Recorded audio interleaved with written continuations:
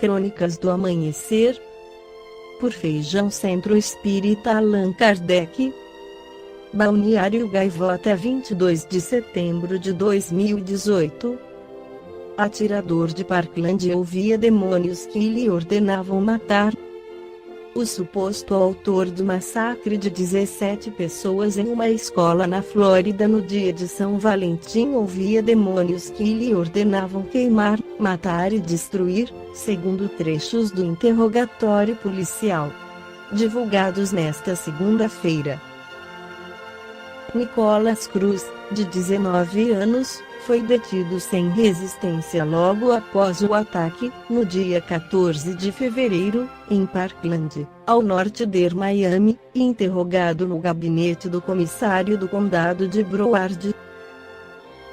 Segundo este interrogatório, Cruz se recusou a receber um copo d'água do detetive Donnie Curcio, afirmando que não merecia, e pediu: "Me matem, apenas me matem, maldito seja." Em seguida, disse ao detetive que tinha demônios em sua cabeça, que há muitos anos o atormentavam, que lhe davam instruções para comprar armas, matar animais e destruir tudo. "Quais são os demônios?" perguntou o detetive. "As vozes", respondeu Cruz. "O lado malvado."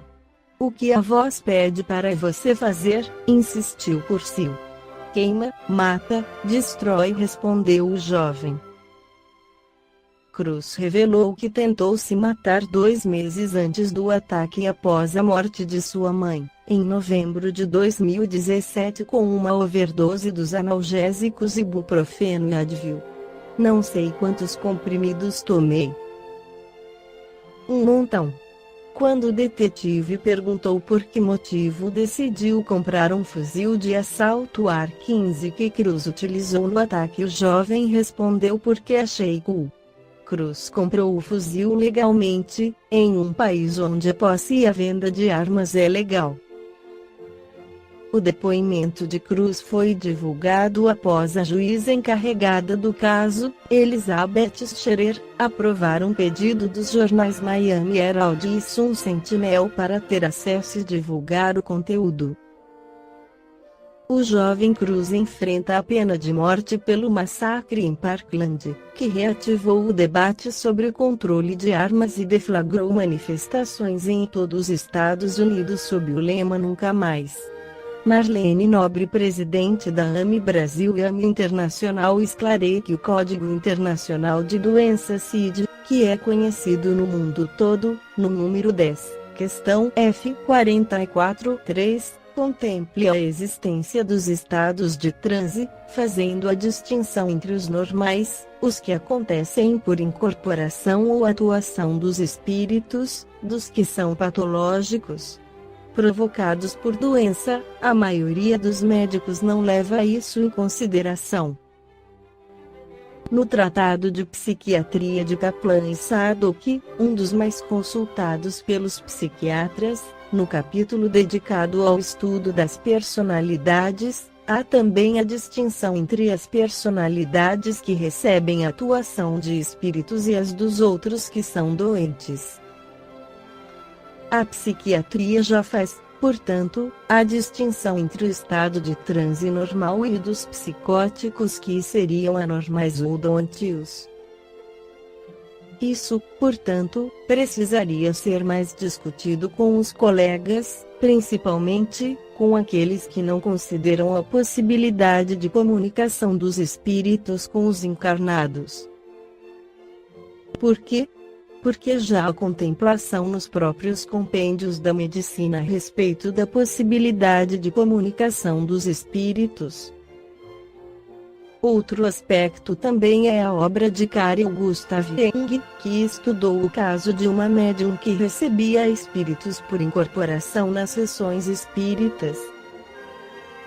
Desse modo, constatamos que já existe uma abertura para o estudo do espírito dentro do currículo da psicologia e da própria medicina. O que ocorre é que a preparação dos médicos ainda é extremamente reducionista e, com essa visão estreita, são levados a considerar apenas e tão somente os fenômenos orgânicos.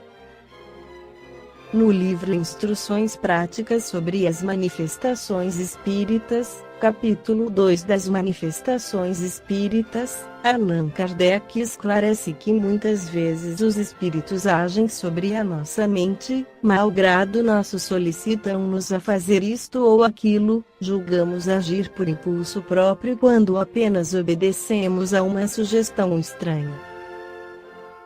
Não devemos daí inferir que não tenhamos iniciativa, longe disso o espírito encarnado tem sempre o livre-arbítrio, em definitivo, não faz senão aquilo que quer e, muitas vezes, segue seus próprios impulsos. Para se dar conta da maneira por que as coisas se passam, necessitamos figurar a nossa alma desprendida dos laços, pela emancipação, o que sempre ocorre durante o sono, haja ou não sonho, toda vez que há entorpecimento dos sentidos e, até, em estado de vigília. Então ela entra em comunicação com os outros espíritos, como alguém que saísse de casa para ir aos vizinhos se admite essa comparação familiar.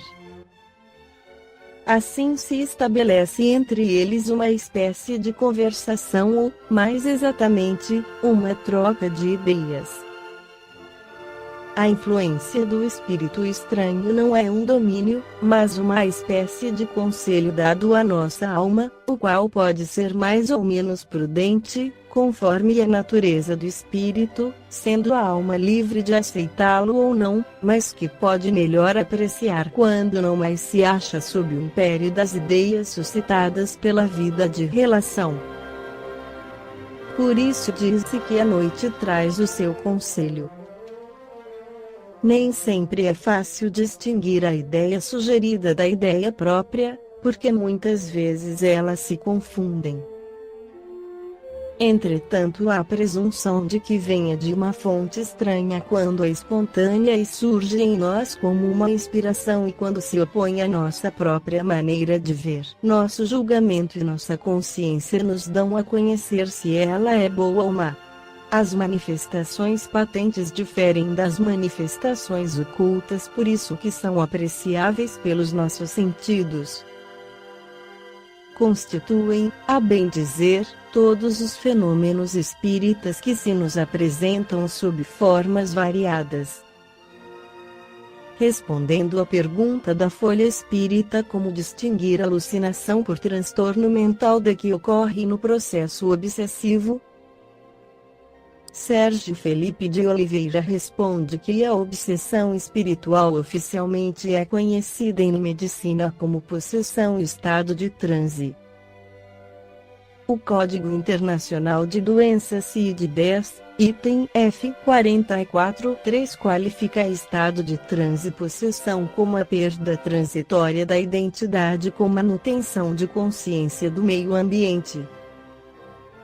Essa situação é considerada doença quando a pessoa não tem controle. Os casos em que a pessoa entra em transe durante os cultos religiosos e sessões mediúnicas não são considerados doença. A alucinação é um sintoma que pode surgir tanto no transtorno mental anímico, a partir de neuroses graves que marcam o subconsciente, quanto na interferência de fatores externos. Esses fatores externos podem ser químicos e orgânicos, como na ingestão de drogas ou nas desordens orgânicas, febre muito alta, uremia, desordens cerebrais, etc. ou espirituais. A interferência de uma personalidade intrusa, a obsessão espiritual, pode desajustar a percepção da realidade levando a alucinações. A pessoa pode ter alucinações e ainda assim sustentar a crítica da razão. Ela sabe que está alucinando ou pode perder a crítica da razão julgando ser verdadeira aquela falsa realidade. Um dia, um paciente mergulhou no rio Tietê diante da alucinação de que estaria numa bela praia. Nesse caso, temos o transtorno dissociativo psicótico ou o que popularmente se chama de loucura. O médico deve inicialmente fazer o diagnóstico da condição orgânica para depois estabelecer diagnóstico diferencial entre o transtorno dissociativo por estado de transe ou possessão, de um caso de transtorno dissociativo psicótico. O Manual de Estatística de Desordens Mentais da Associação Americana de Psiquiatria, DSM-IV, alerta que o clínico deve tomar cuidado para diagnosticar erradamente como alucinação ou psicose casos de pessoas de determinadas comunidades religiosas que dizem ver ou ouvir espíritos de pessoas mortas, porque isso pode não significar uma alucinação ou psicose. A distinção entre alucinação, clarividência ou clareaudiência é uma situação bastante complexa. Esta foi a Crônica do Amanhecer de 22 de setembro de 2018, por Feijão Centro Espírita Allan Kardec.